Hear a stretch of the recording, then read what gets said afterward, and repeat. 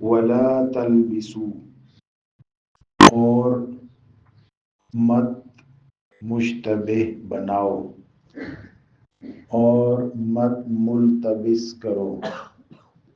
لام با اور سین لباس، یہ لفظ کپڑے پہننے کے لیے استعمال ہوتا ہے یا ہر اس چیز کے لیے بھی استعمال ہوتا ہے جو انسان کی برائیوں کو چھپا دے. جیسے قرآن مجید میں اللہ رب العزت نے مرد کو عورت اور عورت کو مرد کا لباس کہا ہے. لباس جو انسان کی برائی کو چھپا دے. ہن لباس لکم وانتم لباس لہن، وہ تمہارا لباس ہیں، آپ ان کے لباس ہو.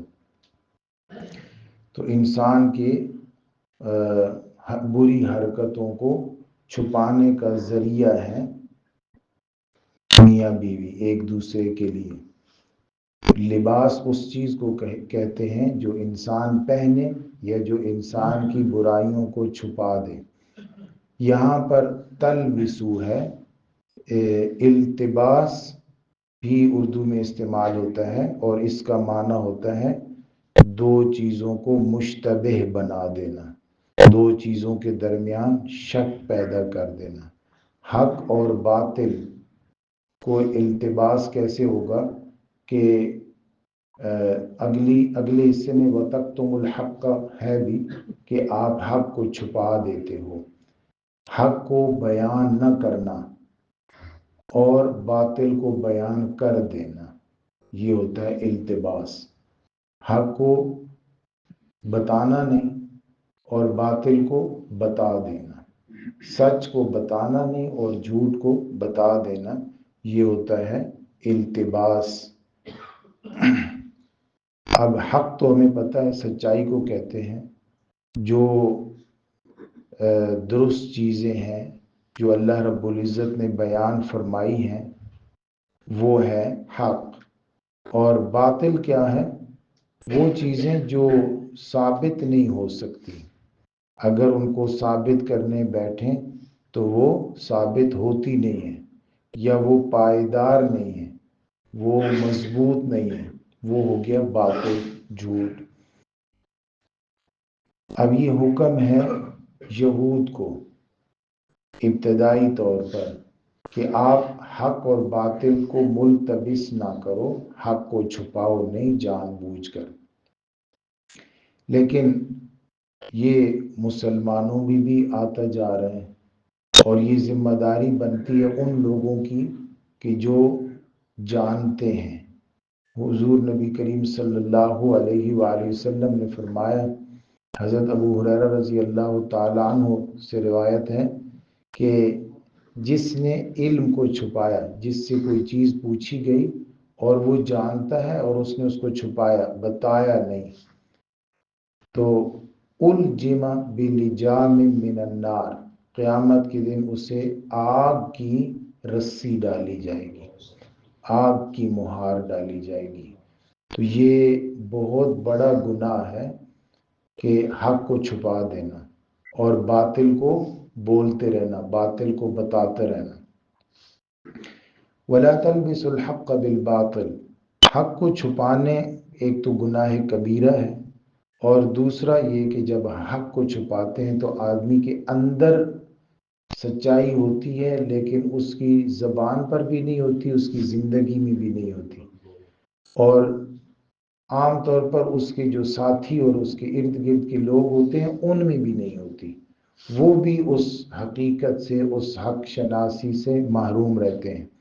تو جب ایک آدمی کتمان حق کرتا ہے تو وہ خود بھی اور اس کے ساتھی بھی اس سے محروم رہتے ہیں.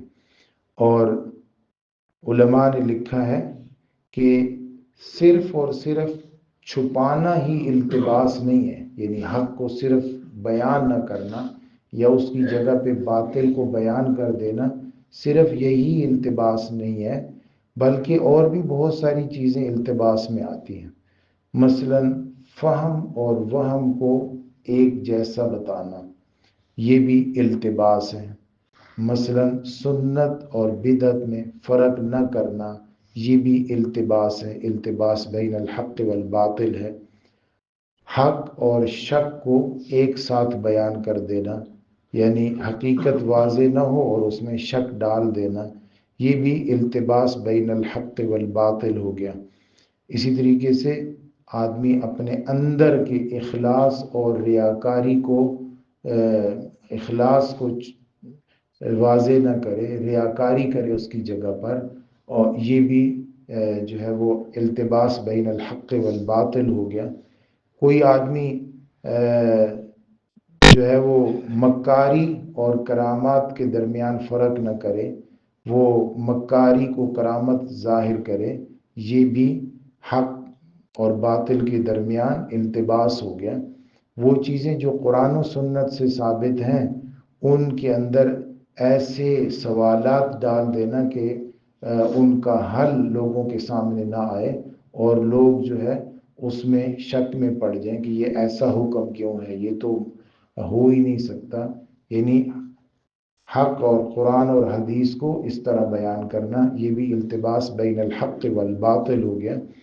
بعض حضرات نے جو زیادہ صوفی اور بزرگ ہیں انہوں نے کہا کہ امر دنیا اور امر آخرت کو الگ الگ نہ کرنا، یعنی دنیاوی معاملات اور اخروی معاملات کو الگ الگ واضح نہ کرنا، یہ بھی التباس بین الحق والباطل ہے۔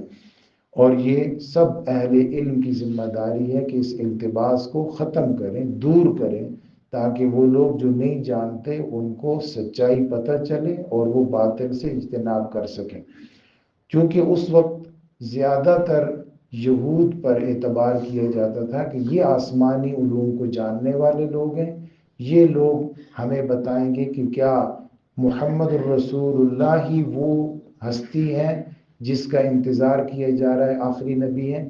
تو جب ان سے پوچھا جاتا تو وہ بڑے ایکٹنگ کر کے بولتے نہیں ہمیں نہیں لگتا۔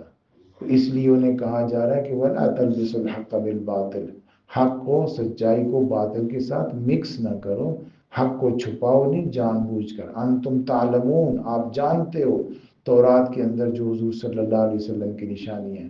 اللہ رب العالمین ہمیں اس گناہ کبیرہ سے اجتناب کی توفیق عطا فرمائے۔